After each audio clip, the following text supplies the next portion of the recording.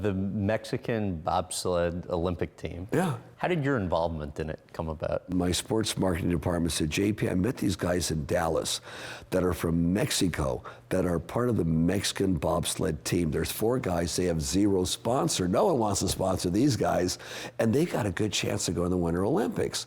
So I thought, what the heck? I've been down and out before. No one wanted to sponsor me on anything. I'll sponsor these guys, and we did.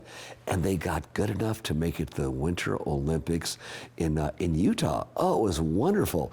Well, they wanted to thank me. So the way they thanked me was they gave me a uniform and a jacket, an Olympic uniform and jacket, and maybe their coach. And my wife, they made their physical therapist.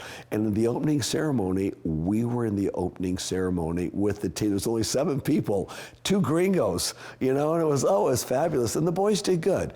I believe there were 38 teams competing, and I think they turned out to be number 34. So they weren't the worst in the world, they were one of the best in the world. They were the top 34 in the world. They were just great guys. I believe it was 2 billion people watching on TV, and I can remember just feeling like I was a great athlete, part of this team here. I was just shining away, and I felt like just like $1 million.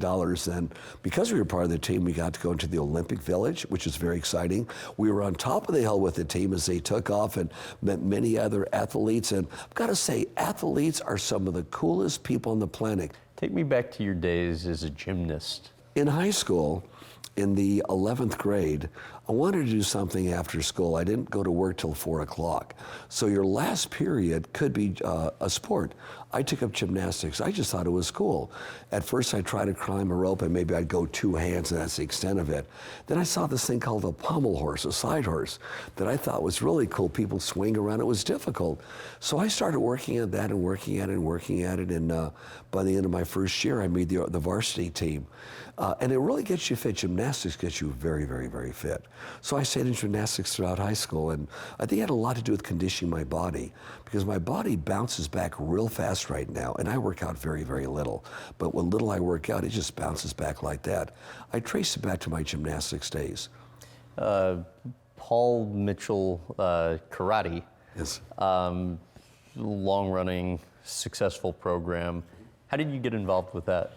Well, a friend of mine introduced me to Steve Babcock, who wanted to put together in Rhode Island a national karate team.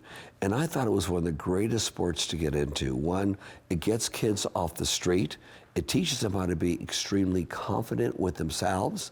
It doesn't teach them how to be bullies. In other words, they'll walk away from a fight if they can. That's how they're taught, and not fight. But if they're against a wall, they know they're going to come out okay and not be hurt. Well, it raises the confidence of men and women, boys and girls, just raises their confidence. They feel more confident, they're more centered, and they have something to get involved in that they're more proficient. And they get various belts as they go up. I thought it was a great thing. We've been sponsoring karate right now for 30 years. I believe out of the last 30 years, our team has won the national and maybe the world championship, the national for sure, at least 24, 25 times, and maybe the world championship a dozen times too.